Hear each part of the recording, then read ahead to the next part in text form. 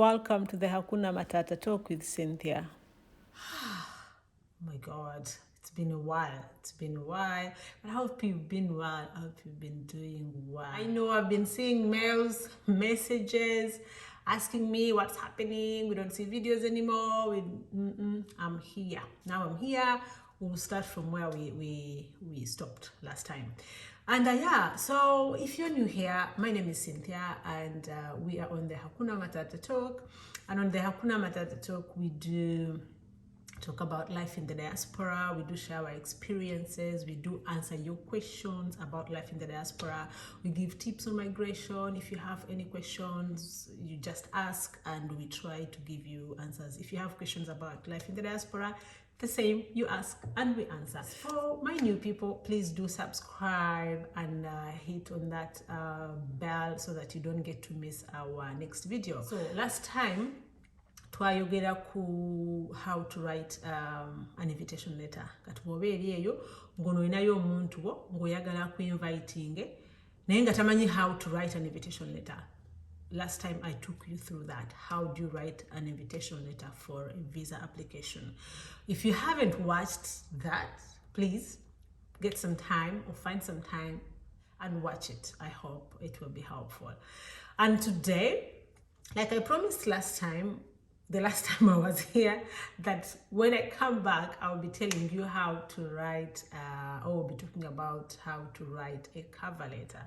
And that's what we're going to talk about today, how to write a cover letter and what is a cover letter. Years back, or I don't know in some countries how it is, but let's say in Uganda, 10 years ago or 8 years ago, most embassies, whenever one would apply for a visa, you would be invited to go for an interview. Okay, but over the years this has changed. Most embassies have agencies and the agencies do this work for them.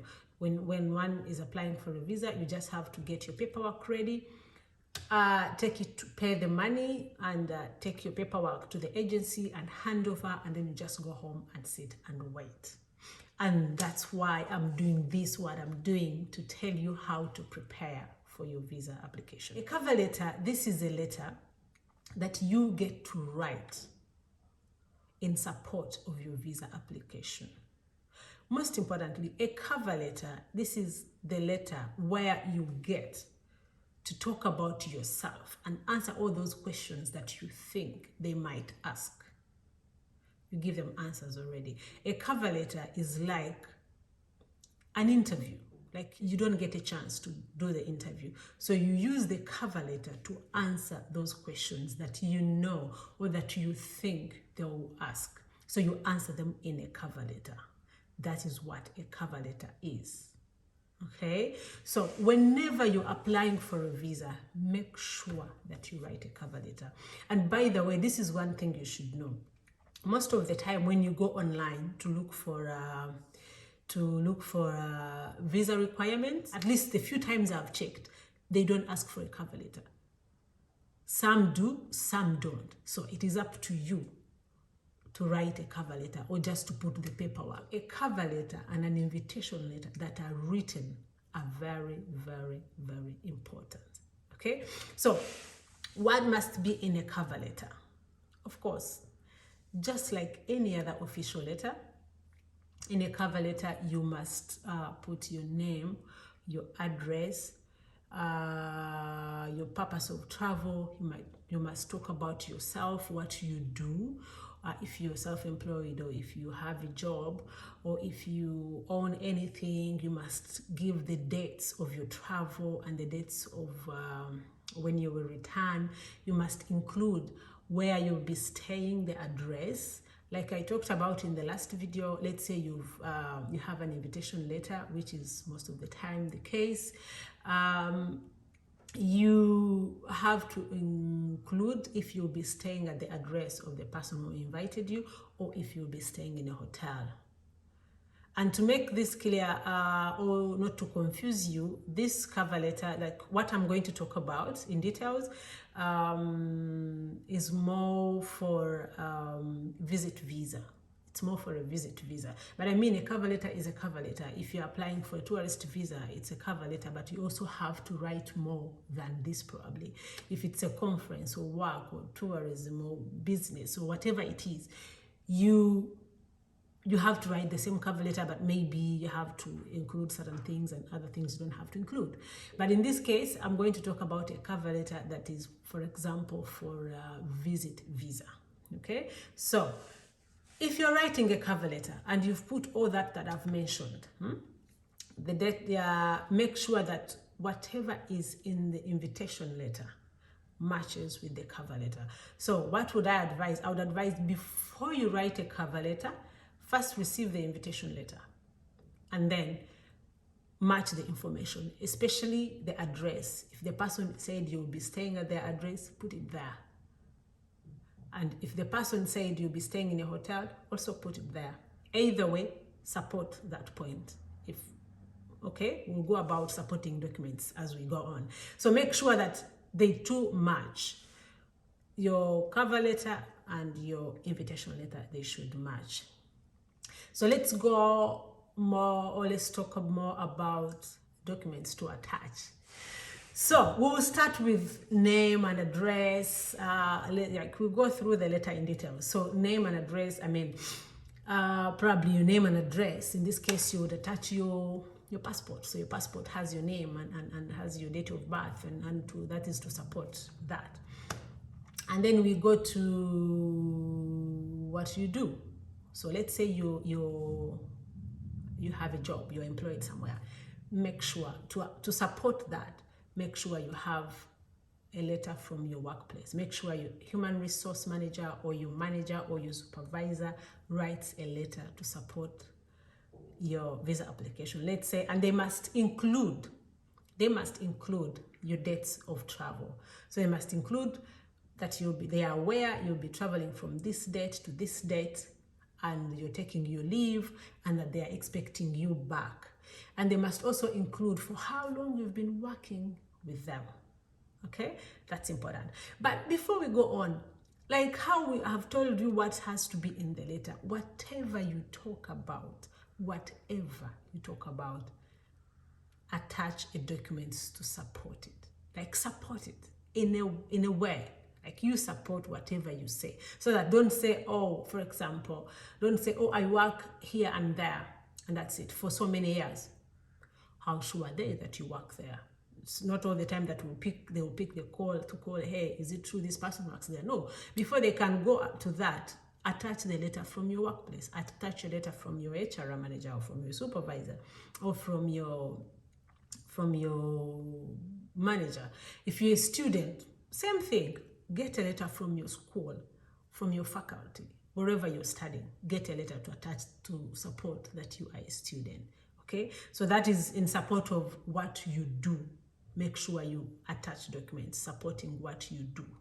If you're self-employed, it doesn't matter how small the business is, but if you're self-employed, I would urge you, please make sure your business is registered somewhere, or make sure you have a document that can prove that that business is in your name. It doesn't matter how small. So make sure in a trading license, make sure in a trading license, visa. Please start on the process so that by the time you get to kusaba visa, we're in a trading license. And then the next one is reason or purpose of travel. So purpose of travel, you have to put, let's say, if it's like in this case, I said we are talking, it's visit visa. So make sure you explain the relationship between you and the person you're going to visit. It does not matter if it's just a friend, or if it's your sister, or if it is whoever it is. It doesn't matter. Just talk about the relationship you have with that person. And to emphasize on that, let's say if it's your sister, attach your birth certificate.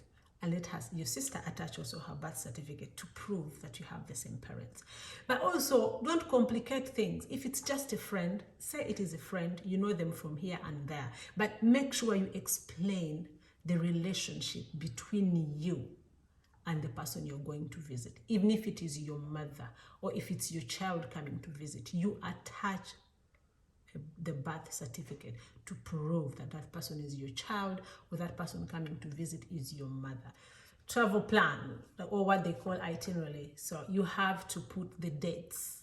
You'll be traveling from this date to this date. You'll be returning this date. And in this case, of course, I already talked about that. Same dates must be in the invitation letter. Then you put the same dates in the cover letter, so that your itinerary matches. Okay. And another thing you have to write and not forget is where you'll be staying. If you'll be staying at your host's place, or the person who invited you, or if you'll be staying in a hotel. If you'll be staying in a hotel, please book a hotel, attach a booking or reservation on the application. Please do that.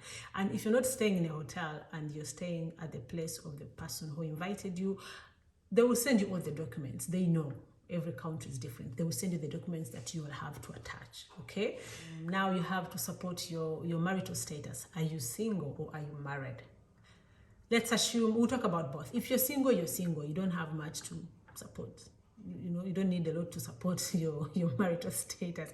But if you're married, it's important you attach your marriage certificate. And then your partner, on the other hand, writes also a supporting letter, introduces himself as your partner, and also writes in support, that he's writing that letter to support your visa application, that he knows you'll be traveling to visit so and so for this and this time, from this date to that date, and that he'll be staying home to take care of the kids, and that, and says, just writes the same thing that you put in your letter. Your partner should write the same. But this letter shows that you're married, you have children, and your partner is aware that you're traveling.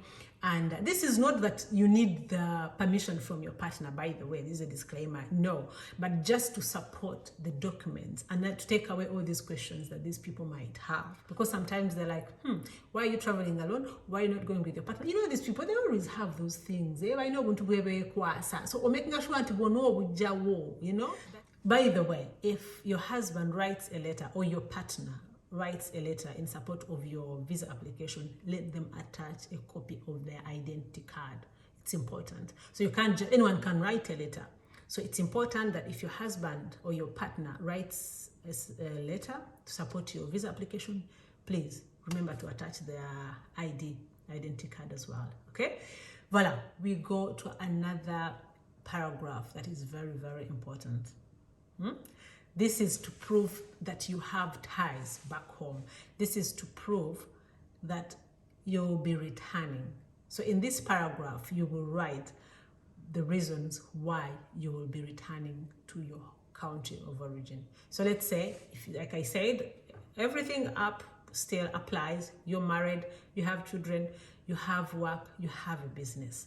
But here, write exactly that you will be returning to your country because you have other responsibilities. For example, let's say you have whatever you own, put it. If you have a plot, if you have another side business, let's say some people have a job, but they have their side hustles. If you have a side hustle, if you have a plot, if you have a car, if you have chicken in the village if you have a small farm, whatever you have, please attach it.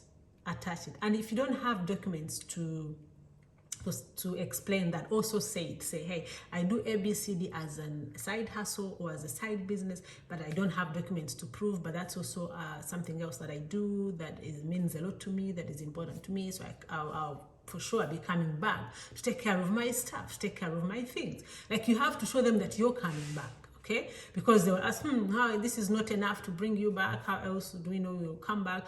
Make sure that everything you have, you include it in that letter. Very, very, very important. You include everything you have in the letter. Okay, please don't mix the visas. Stick to one thing. Don't be like, let's say you're applying for a tourist visa, but then there's a friend in that country. You start saying, oh, by the way, I'll be also going to see a friend who lives here, and then but I'm like, you're applying for a tourist visa, and then you're putting in information for a visit visa, and this person you're talking about did not even send you an invitation letter. So please do not mix visas. Stick to the visa that you're applying for. If it's a tourist visa, stick to that. If it's a family visa, whatever you write, please relate it to that visa.